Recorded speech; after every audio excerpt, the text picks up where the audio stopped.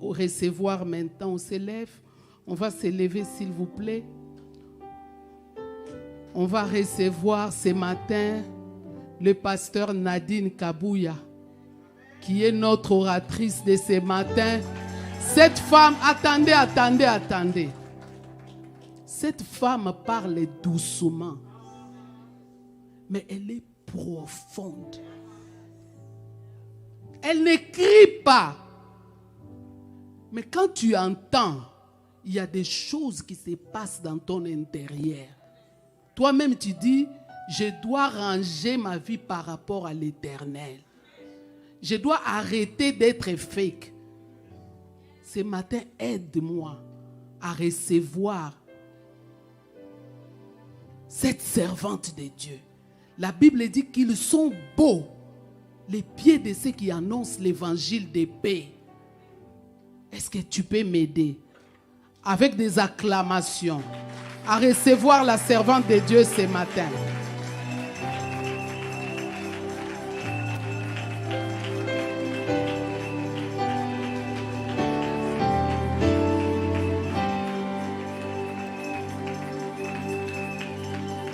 Alléluia. Alléluia. Seigneur Jésus, nous sommes devant toi. Pas devant un homme, pas devant une structure, pas devant un mouvement, mais devant celui qui peut tout changer. Devant celui qui crée le mouvement et l'être. Devant celui qui nous a donné la vie et la vie en abondance. Devant celui qui nous a arrachés des ténèbres. Devant celui qui a écrit notre nom dans le livre de vie. Devant celui qui a brisé les liens qui nous retenaient captifs.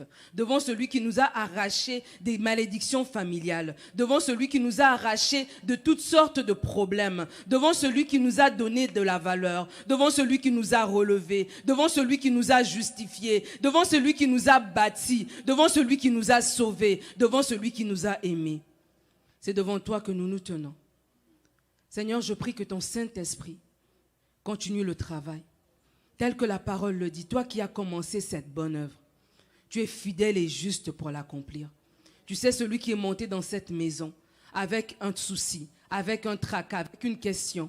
Seigneur, je prie que tu puisses rencontrer chaque personne. Parce que toi, tu es le Dieu de la multitude, mais tu es aussi le Dieu du particulier. Tu es le Dieu de la foule, mais tu es aussi le Dieu de l'individu. Tu connais chaque personne, chacun de tes enfants. Tu le connais par son nom. Seigneur, je prie que tu rencontres le besoin. Et je prie que cette personne puisse revenir dans cette maison pour témoigner que l'Éternel m'a visité, l'Éternel m'a vu, l'Éternel m'a fait du bien. Est-ce qu'on peut acclamer le Seigneur ensemble?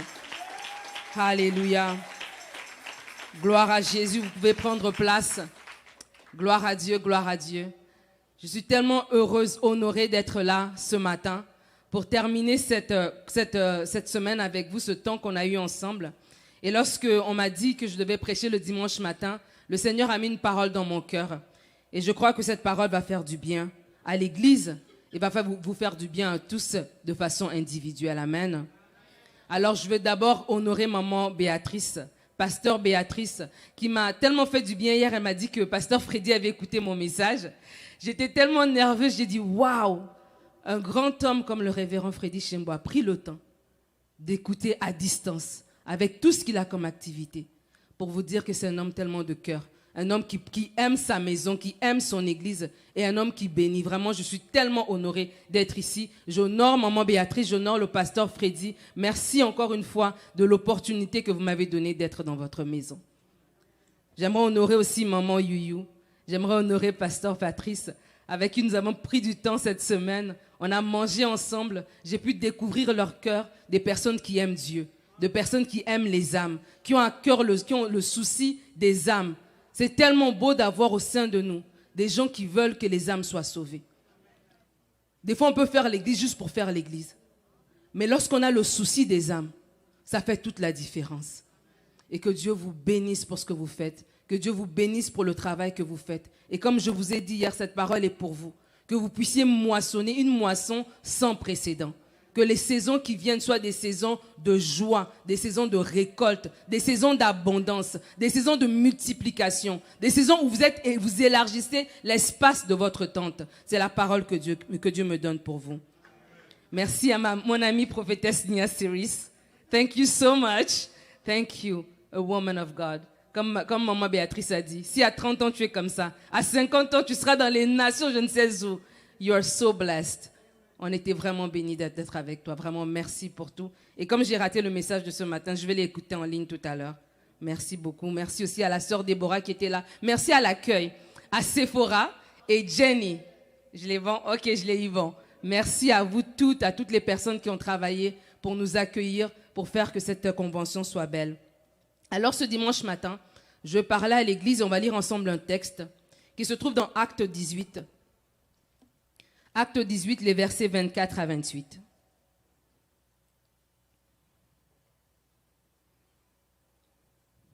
Acte 18, 24 à 28, la Bible dit: un juif nommé Apollos, originaire d'Alexandrie, homme éloquent et versé dans les Écritures, vint à Éphèse.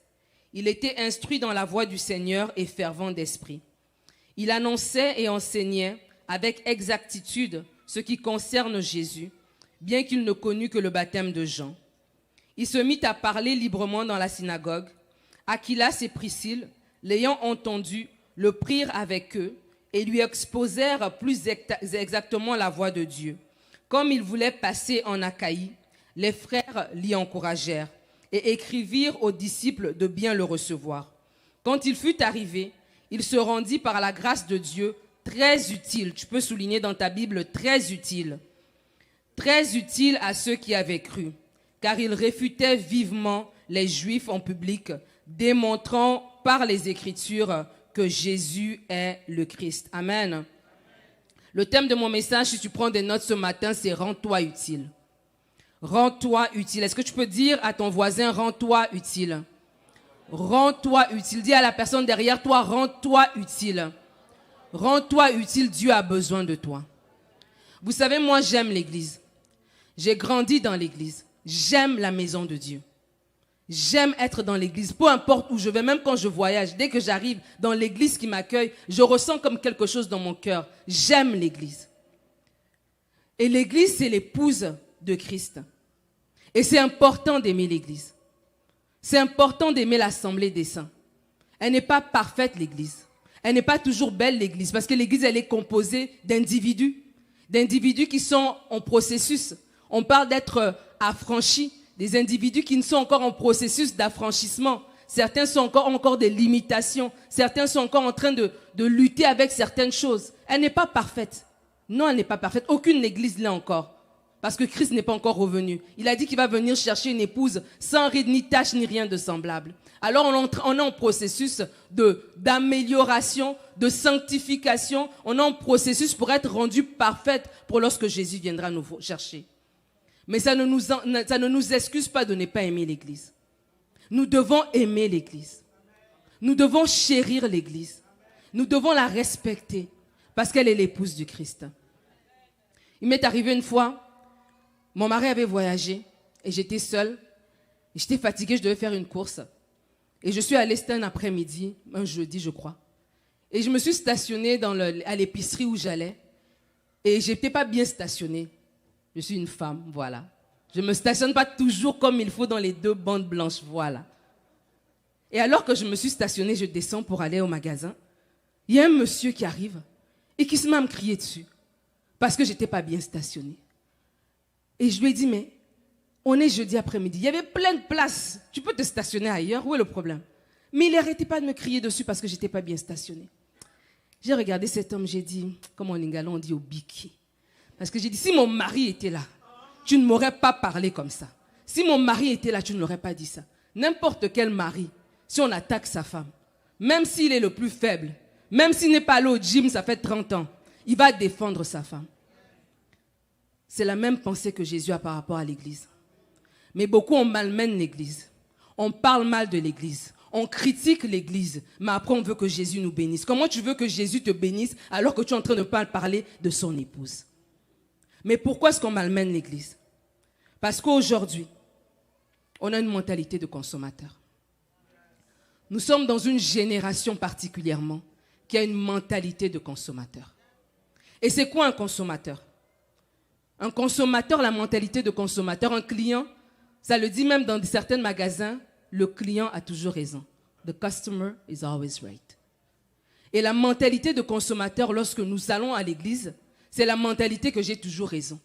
Il y a des gens qui sont prêts à quitter l'église parce qu'on ne leur a pas donné raison. Ils sont prêts à casser parce qu'ils ont eu tort, parce qu'on ne va pas dans leur sens, dans le sens de ce qu'eux, ils veulent faire. Et le client a toujours raison, cette mentalité de consommateur. Lorsque nous l'avons dans l'église, nous ne pouvons pas la bâtir. Nous ne pouvons pas nous rendre utiles à l'église. Mais Dieu nous appelle à nous rendre utiles. Comme Apollos qui s'est rendu utile à l'église de Corinthe. Dieu nous appelle à nous rendre utiles. Mais si nous avons une mentalité de consommateur, ça va être compliqué. Mais nous sommes dans une génération qui est comme ça. On nous apprend à être des consommateurs. On nous apprend qu'on ne peut pas céder. On ne peut pas mettre de l'eau dans son vin, comme on dit. On ne peut pas faire un compromis avec l'autre. On nous apprend que c'est notre façon de faire ou c'est tout. It's our way or the highway. Mais ce n'est pas ça le royaume de Dieu. Le royaume de Dieu, c'est un endroit où il y a de l'amour. La Bible dit que c'est l'amour qui est le lien de la perfection. La Bible nous dit de nous supporter les uns les autres. Et il va dire dans Colossiens, supportez-vous les uns les autres. Et si l'un a sujet de se plaindre de l'autre, pardonnez-vous réciproquement, de même que Christ vous a pardonné, pardonnez-vous aussi. Si nous avons cette mentalité, nous pourrons bâtir l'église. Nous avons cette mentalité, nous serons utiles à l'église. Mais beaucoup d'entre nous, nous avons la mentalité de j'ai raison. Et je peux être frustré parce qu'il y a une parole qui m'a dit qu'il ne m'a pas plu. Je peux être frustré parce qu'il y a eu un manque. Peut-être une erreur qui a été commise à mon égard. Et ça me frustre au point où je quitte l'église, où je démissionne de l'église. Je suis là physiquement, mais je ne suis pas là financièrement. Je suis là physiquement, mais je ne suis pas là par mes prières. Je suis là physiquement, mais dès que je peux aller ailleurs, je m'en vais. Je ne suis pas fidèle dans le fait d'être à l'église. Et je nous invite à renouveler notre mentalité. La mentalité du consommateur que tu peux utiliser chez T-Mobile, c'est pas la même mentalité. C'est pas cette mentalité que tu dois amener à l'église. Non, non, non, non, non. Tu dois être dans l'église pour bâtir l'église. Rends-toi utile à l'église. Le consommateur, c'est quoi? La mentalité du consommateur, c'est que le consommateur, par définition, c'est lui le centre d'intérêt. Il fait tout en fonction de lui, en fonction de ses besoins. C'est normal. Il va au magasin qui lui plaît. Lorsqu'il va au restaurant, il va choisir le repas qui lui plaît parce qu'il est le centre d'intérêt. Et lorsqu'on est un chrétien consommateur, on peut être à l'église, mais le centre d'intérêt, ce n'est pas Christ, c'est nous. Et donc, on choisit ce qu'on veut entendre. On choisit si on veut venir, s'il fait beau, s'il ne fait pas trop chaud, s'il ne pleut pas, si j'ai envie, si je suis fatigué, je ne suis pas fatigué, si j'ai une belle robe ou j'en ai pas. Et des choses comme ça peuvent nous influencer au point de venir ou de ne pas venir. Mais j'aimerais te dire qu'alors qu'on veut bâtir l'église, Christ est le centre de l'église. Je ne suis pas le centre, tu n'es pas le centre. Personne n'est le centre, c'est Christ le centre de l'église. C'est lui qui est mort à la croix pour chacun d'entre nous. C'est lui qui a dépouillé les dominations, les principautés, qui les a livrées publiquement en spectacle, en triomphant d'elles par la croix. C'est en Christ que nous avons la vie. C'est par lui que nous pouvons être guéris. C'est par lui que nous sommes sauvés. C'est Christ le centre de l'église. Et je vous implore de la part de Dieu, je nous implore chacun à toujours garder Christ au centre de l'église. Lorsque je garde Christ au centre de l'église, c'est que mon offense n'est pas plus grande que Christ. C'est que mon opinion n'est pas plus grande que Christ. C'est que mes préférences ne sont pas plus grandes que Christ. C'est Christ qui est le centre de l'église. Le consommateur, par définition, il n'est pas fidèle. Un consommateur cherche toujours le meilleur deal. Il peut arriver au magasin aujourd'hui. Il aime ce magasin-là.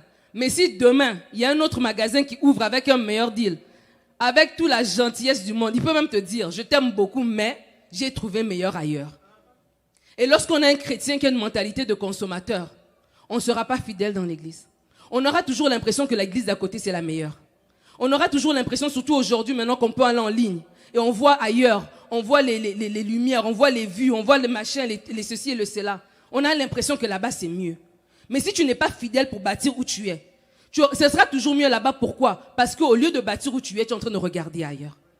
Je nous invite à bâtir notre église. Bâtissez Mont Carmel, bâtissez cette maison de Dieu que Dieu vous a donnée pour que d'autres puissent venir rencontrer le Seigneur, pour que des âmes soient sauvées, pour que l'église puisse aller de l'avant.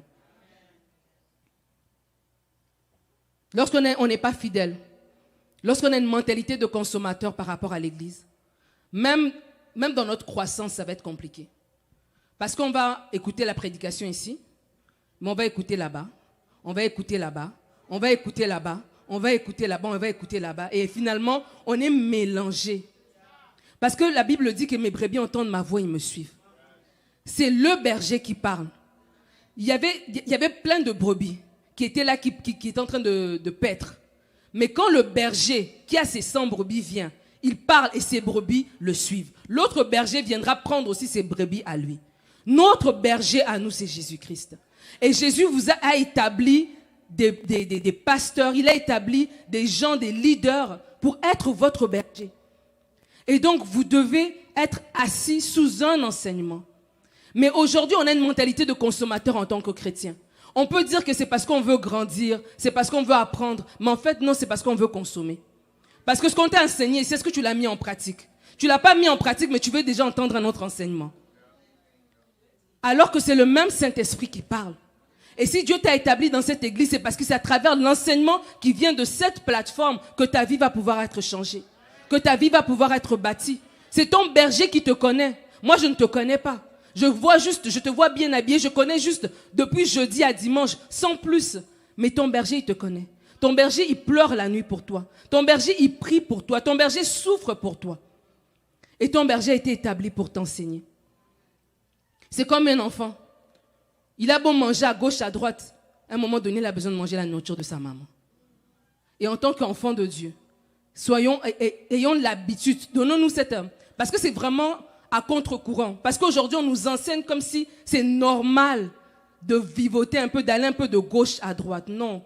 Soyons des chrétiens qui sont stables. Et des chrétiens stables, c'est des chrétiens qui mangent au même endroit et des chrétiens qui vont grandir. Pour que vous ayez tous la même mentalité, les mêmes choses que Dieu a déposées en vous pour que vous puissiez remplir le mandat que Dieu vous a donné. Alors rends-toi utile. La mentalité de consommateur va affaiblir l'Église. Mais Dieu a besoin de toi. Alors tu vas te rendre utile. Cette Église a besoin de toi. Et tu es une valeur ajoutée pour l'Église. Alors comment on va se rendre utile? On a lu le texte de Acte 18 et de l'histoire d'Apollos qui est venu, qui a rencontré Aquila et Priscille, qui a rencontré Paul et qui s'est rendu utile. 4 façons de se rendre utile pour le bien de l'Église. La première façon de se rendre utile, c'est d'avoir une vie spirituelle consacrée. D'être stable dans sa vie spirituelle, d'être profond. La mentalité du chrétien consommateur nous fait croire que c'est à l'Église de nous nourrir. Or que ce n'est pas ça. C'est à toi de te nourrir. C'est à toi de prendre ta parole tous les jours. Si dans la vie, si juste dans le normal, tu ne peux pas vivre avec 1 repas par semaine. Tu ne peux pas vivre avec 2 repas par semaine. Alors pourquoi mettre la pression sur l'Église, que l'Église doit te nourrir? La pression sur ton leader, la pression sur ton pasteur, la pression sur ton responsable, que c'est lui qui doit tout faire dans ta vie. Les autres jours de la semaine, qu'est-ce que tu fais? Si dans la vie naturelle, on ne mange pas 2 fois par semaine, on ne mange pas 1 fois par semaine. Dans la vie naturelle, on a besoin de manger chaque jour. Mais la parole de Dieu, qui est le pain de vie, tu as besoin de le manger chaque jour. Et parce que tu vas le manger chaque jour, tes réactions seront différentes. Ta mentalité sera différente. Tes attentes seront différentes. Tes actions seront différentes. La Bible dit que les diacres, dans le temps des disciples, ils étaient remplis du Saint-Esprit. Donc être rempli du Saint-Esprit, ce n'est pas réservé à une élite. Ce n'est pas réservé qu'aux gens qui sont sur le pupitre. C'est à chacun de nous. En tant qu'enfant de Dieu, le Saint-Esprit a été répandu pour chacun de nous. Et j'aimerais vous inviter à inviter le Saint-Esprit à vous donner la soif de la parole. Vous savez, des fois, on n'a pas envie de la lire, la parole. Parce qu'on est dans la chair, on est dans une enveloppe humaine. Et cette chair-là combat l'esprit. Il y a une lutte entre l'homme intérieur, entre l'esprit, l'homme spirituel à l'intérieur de chacun d'entre nous, et l'homme charnel. Et l'homme charnel veut dormir. L'homme charnel est fatigué. L'homme charnel veut regarder Netflix. L'homme charnel veut parler de X et de Y. Mais à l'intérieur de vous, vous avez l'Esprit de Dieu qui habite en vous. Et l'Esprit de Dieu veut communiquer à votre esprit. Grandis dans ton homme spirituel. Il y a des choses à faire dans ce monde. Le royaume doit avancer. Et le royaume avance avec des gens qui sont spirituels.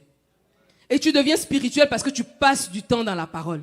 Tu ne deviens pas spirituel parce que tu viens t'asseoir dans une réunion. Tu deviens spirituel parce que tu mets en pratique la parole que tu lis. Alors sois une personne spirituelle. Lorsque tu es fervent, tu vas voir que tu vas parler de Dieu partout. Et vous êtes bénis ici aux États-Unis. Parce que vous pouvez parler de votre foi de façon publique. On dit des God bless you à gauche et à droite. On parle de Dieu facilement ici. Et donc c'est une bénédiction pour vous. Ne prenez pas ça comme quelque chose de pour acquis. Parce que ce n'est pas comme ça partout. Et donc ça doit vous encourager à dire, tiens, je vais être un chrétien tellement fervent que je peux facilement parler du Seigneur à mon collègue de travail. Je peux facilement, je transporte tellement la présence de Dieu que comme la maman a dit tout à l'heure, elle est nurse. Je transporte tellement la présence de Dieu que lorsque j'arrive dans la chambre de l'hôpital, le patient qui était agité tout d'un coup, il dit, mais moi j'aime quand cette femme-là travaille. C'est quand est-ce qu'elle va revenir? Parce que quand elle rentre dans ma chambre, je sens comme quelque chose qui se passe à l'intérieur de moi. Dieu vous a équipé chacun d'entre vous, mes frères et sœurs. Ce n'est pas réservé à une élite. Et le Seigneur veut que chaque enfant de Dieu se lève pour l'avancement du royaume. Sois rempli du Saint-Esprit, tu vas voir comment ta vie va changer. Sois rempli du Saint-Esprit, tu vas voir comment ton foyer va changer. Sois rempli du Saint-Esprit, tu vas voir comment tes enfants vont marcher tout droit. Ou les autres enfants font n'importe quoi. Tes enfants sont une exception. Pas parce que tu es le meilleur parent, parce qu'on n'est pas des parents parfaits, mais parce que tu es rempli de l'Esprit de Dieu. Un chrétien fervent, un chrétien qui a une vie spirituelle consacrée, va être un chrétien qui va être utile pour le royaume. Rends-toi utile aussi en étant une personne sur qui on peut compter. La Bible dit qu'Aquilas et Priscille, un couple, ont accueilli Apollos. Et lorsqu'ils l'ont accueilli, Apollos avait juste la révélation, la connaissance du baptême de Jean, qui est le baptême de la repentance. Et donc Aquilas et Priscille ont expliqué Apollos, ils l'ont fait grandir, ils l'ont affermi dans les Écritures. Et tu peux te rendre utile en affermissant les autres, en étant une personne sur qui on peut compter. Et affermir, ce n'est pas juste enseigner. Tu peux affermir par ton accueil.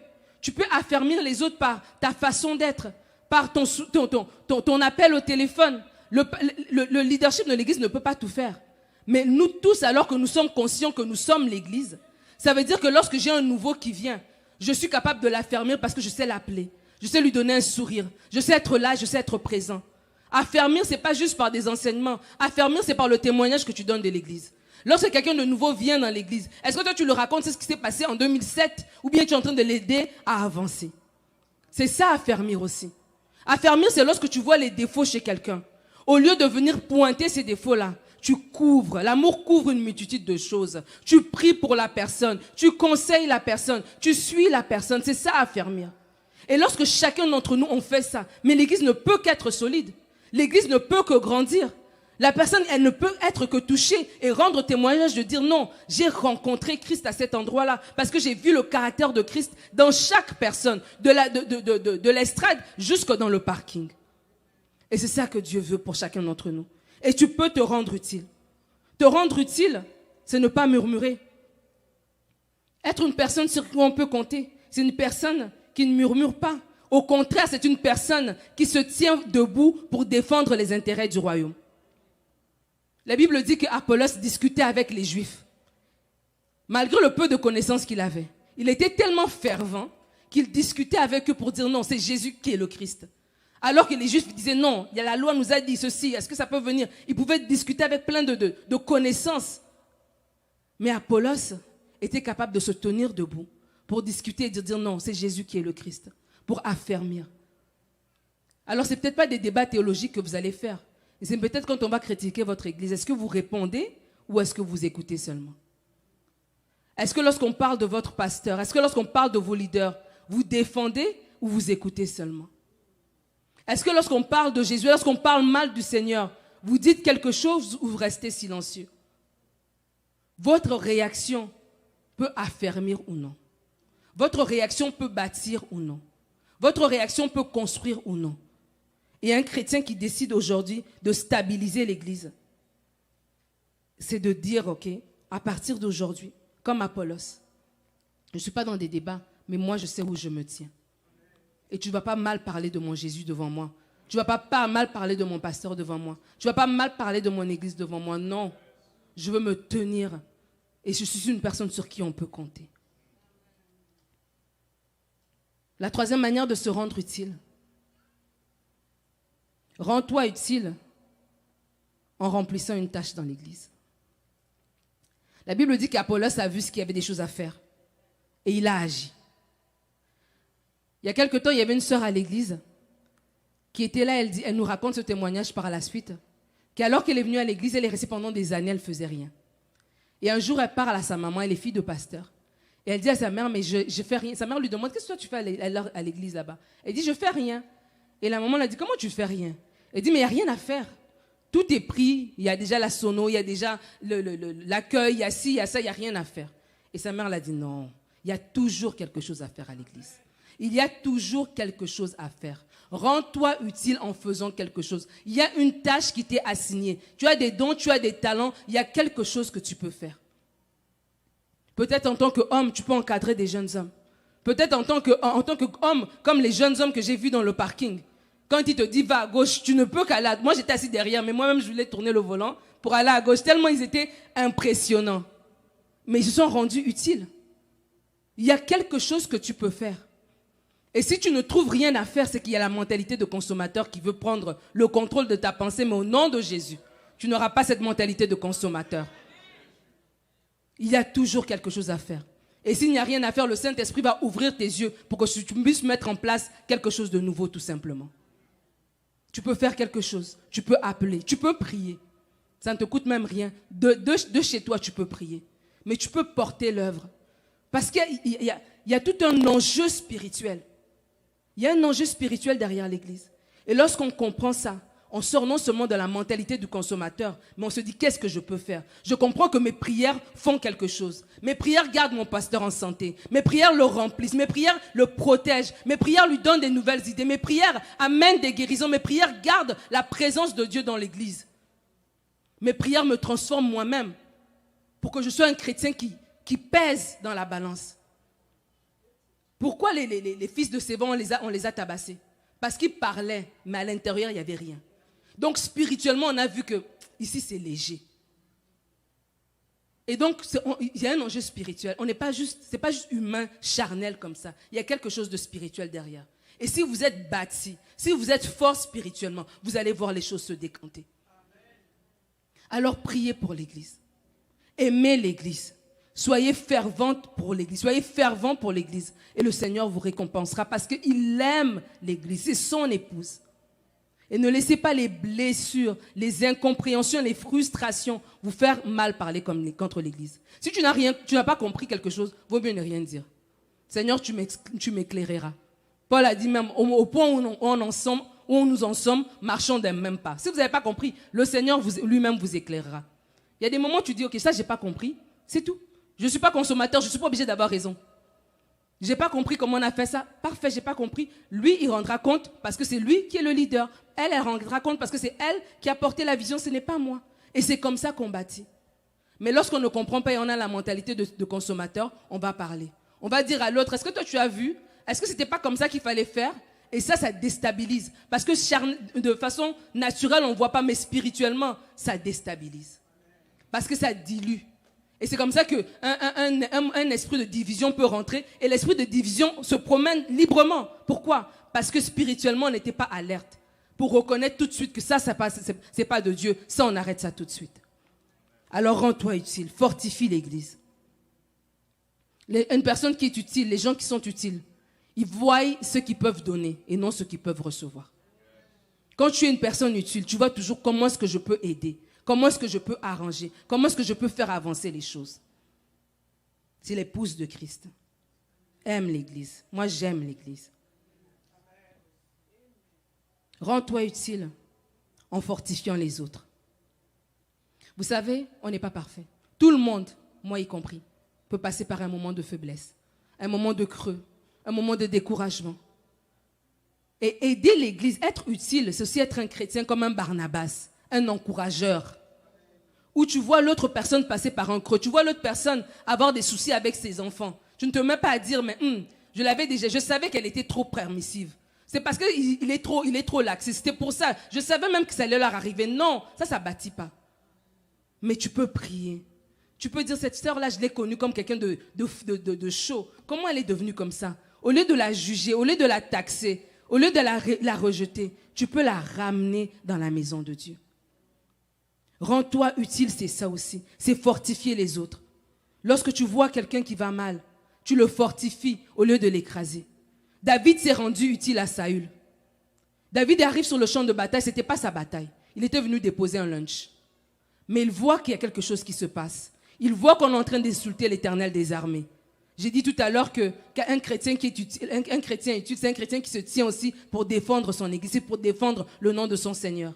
Il a vu qu'on a insulté l'Éternel des armées. Il a dit, qui est ce Philistin pour qu'il puisse insulter le nom du Dieu très haut? David s'est rendu utile. David a dit, je vais aller dans le champ de bataille. Et quelque chose d'extraordinaire s'est passé. C'est que Saül a voulu donner à David son armure. Et David a porté l'armure était trop lourde. Mais parce que David voulait se rendre utile, Dieu l'a qualifié à tuer Goliath sans armure. Dieu l'a qualifié à tuer Goliath juste avec une pierre. Alors que tu vas prendre la décision de te rendre utile, Dieu va te qualifier. Alors que tu vas prendre la décision de faire avancer le royaume de Dieu, Dieu va te qualifier. Dieu va tu vas avoir des dons et des talents que tu avais qui étaient enfouis. David a dit, mais je me rappelle que lorsque j'étais dans les prairies, mais j'ai déjà tué un ours, j'ai déjà tué un lion. Il s'est rappelé qu'il avait des dons et des choses enfouies à l'intérieur de lui qui ont pris naissance, qui sont sortis lorsqu'il devait combattre pour Dieu. Lorsque tu vas décider de te rendre utile pour le royaume, tu vas voir que les talents que Dieu a mis en toi vont sortir. Il y a des gens, vous avez des difficultés à faire des choses. Vous voulez vous lancer en entreprise. C'est comme si vous commencez, vous échouez. Vous commencez, vous échouez. Vous cherchez du travail. C'est comme si vous ne trouvez pas. Vous avez des finances. Aujourd'hui, tu as. Demain, tu perds. Mais lorsque tu vas décider de te rendre utile, lorsque tu vas dire, Seigneur, ces finances-là ne sont pas pour moi. Je veux aussi les utiliser pour ton royaume. Seigneur, ce talent n'est pas juste pour me bâtir moi-même. Je veux aussi l'utiliser pour ton royaume. Tu vas voir comment toutes ces choses-là vont pouvoir maintenant sortir et avoir du succès. Lorsque David a décidé d'utiliser son expérience passée pour défendre le nom de Dieu, Dieu l'a donné une capacité incroyable. Un géant a pu être tué avec une seule pierre. Pas parce que David était plus fort, non. Parce que David avait mis sa confiance en Dieu. Pourquoi? Parce que David avait cherché à honorer Dieu. David n'était pas là pour son propre nom. Il n'était pas là pour bien paraître. Il était là pour Dieu. Alors que tu vas te positionner pour Dieu, je prie et je sais que Dieu va faire des choses non seulement dans l'église, mais dans ta vie de tous les jours, dans ta vie professionnelle, dans ta vie scolaire, dans ta vie en tant que maman, dans ta vie en tant que papa, dans tous les domaines de ta vie, Dieu va pouvoir faire quelque chose lorsque tu vas décider de te lever pour lui.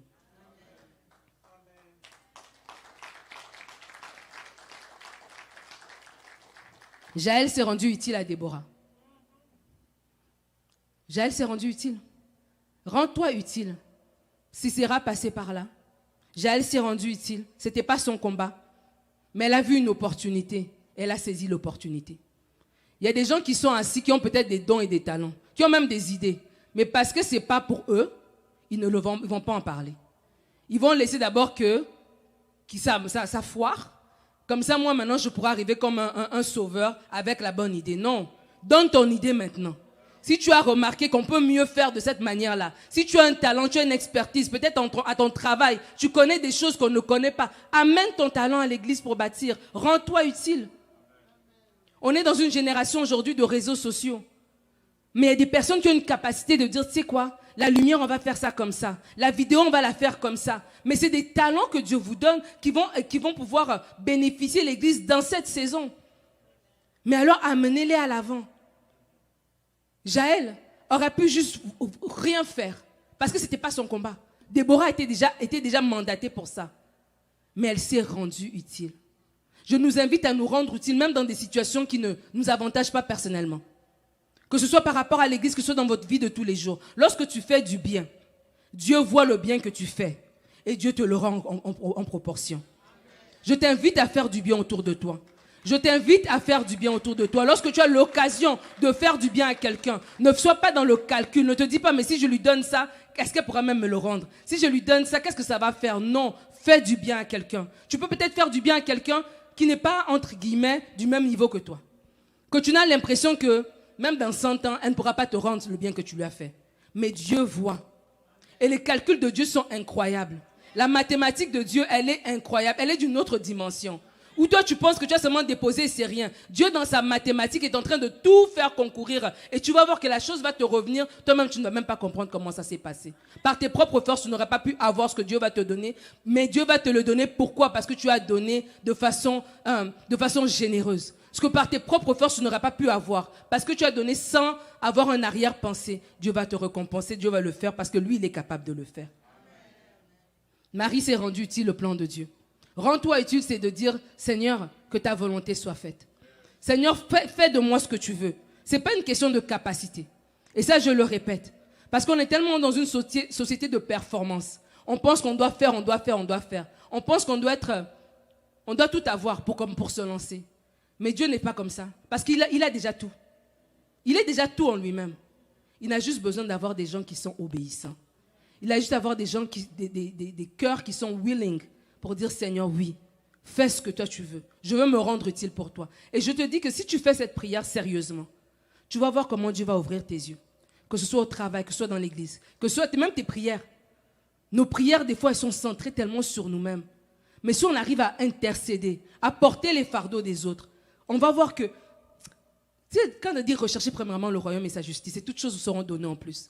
On va voir que lorsqu'on va faire de l'éternel nos délices, alors qu'on va chercher le bien des gens autour de nous, alors qu'on va chercher l'avancement du royaume, on va se rendre compte comment Dieu va déverser dans nos vies.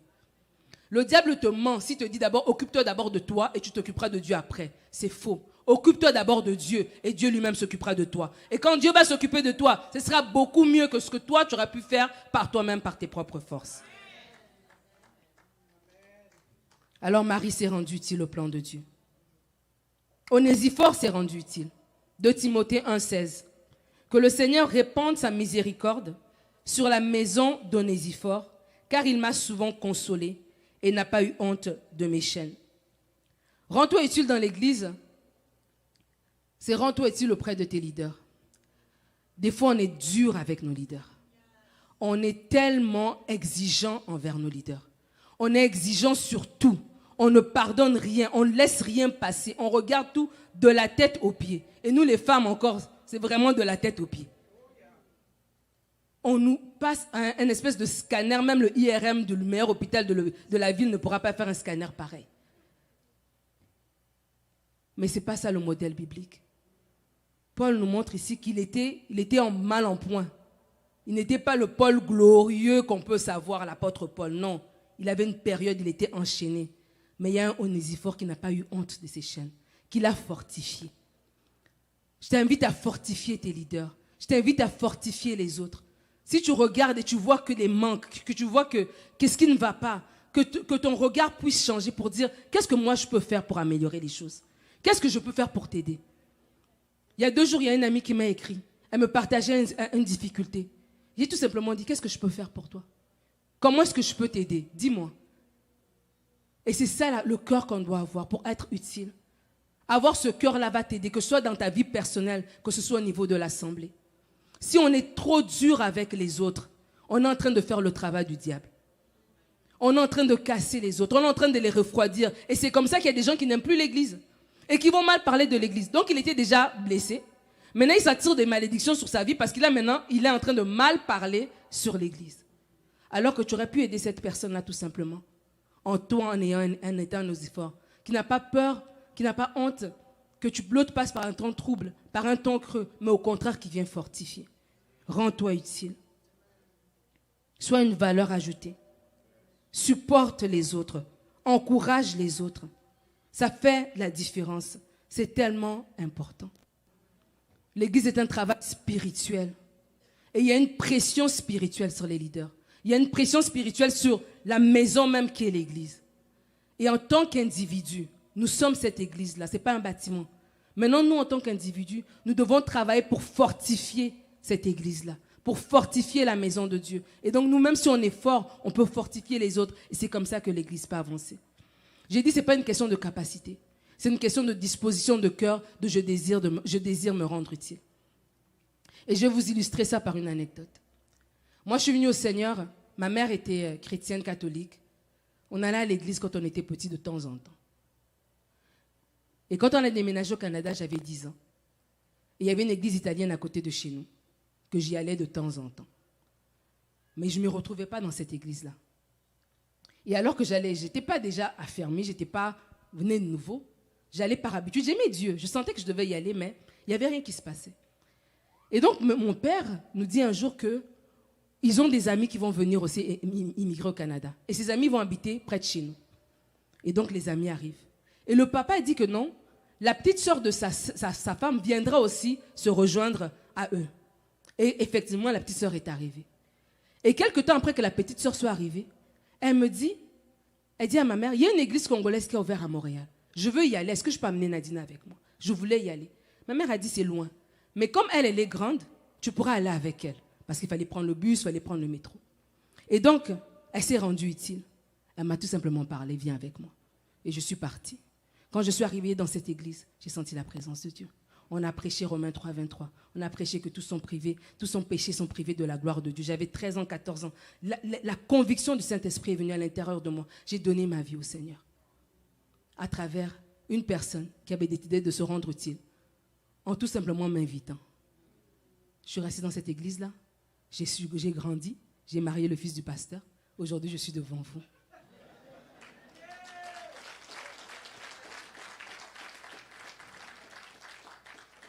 Et la personne qui m'a amenée à l'église, cette grande sœur, la petite sœur de la femme, là, c'est Maman Ornella qui est là. Et Maman Ornella, je vais te remercier. Merci. Parce que tu t'es rendu utile. Ce n'était pas les capacités. Peut-être que tu ne prêcheras pas devant des foules. Mais chaque fois que je suis à EMCI, c'est grâce aussi à toi. Dieu est passé par toi. Chaque fois que je me déplace, que je vienne ici, que j'aille en Belgique, peu importe où je vais aller, Dieu est passé par toi pour m'amener à lui. C'est ça que je dis quand je dis rends-toi utile. Ne regarde pas tes propres intérêts. Ne regarde pas ce qui t'arrange. Ne regarde pas ce qui va te faire du bien. Le calcul de Dieu est tellement plus grand. Et Dieu a peut-être besoin juste que tu sois gentil. C'est peut-être juste ça, c'est juste ça que tu dois faire. Que tu sois souriante, que tu pries pour quelqu'un. Dieu, sa sagesse, la Bible dit qu'elle est infiniment variée. Elle est infiniment variée. Mais le cœur de Dieu, c'est que tous soient sauvés, qu'ils arrivent à la repentance. Et ce travail-là, ce n'est pas les anges qui vont le faire. La conviction que le Saint-Esprit va faire doit passer par des gens. Ça a dû passer par maman Ornella, qui m'a appris alors que j'avais 13 ans, 14 ans, que je ne savais pas prendre l'autobus. Elle a dit, on va prendre la 69, Henri Bourassa, on va aller au métro sauvé, on va prendre la 121. On est allé, semaine après semaine. Et elle ne savait pas, moi je ne savais pas. Mais Dieu qui avait un appel sur ma vie, savait que je devais le rencontrer. Et Dieu m'a amené dans cette église-là, où il savait qu'il y avait un homme de feu que j'allais épouser. Dieu m'a amené là. Pourquoi? Parce qu'il est passé à travers quelqu'un qui a décidé de se rendre utile. Alors rends-toi utile. Rends-toi utile pour cette église. Rends-toi utile pour le royaume de Dieu et que Dieu te bénisse.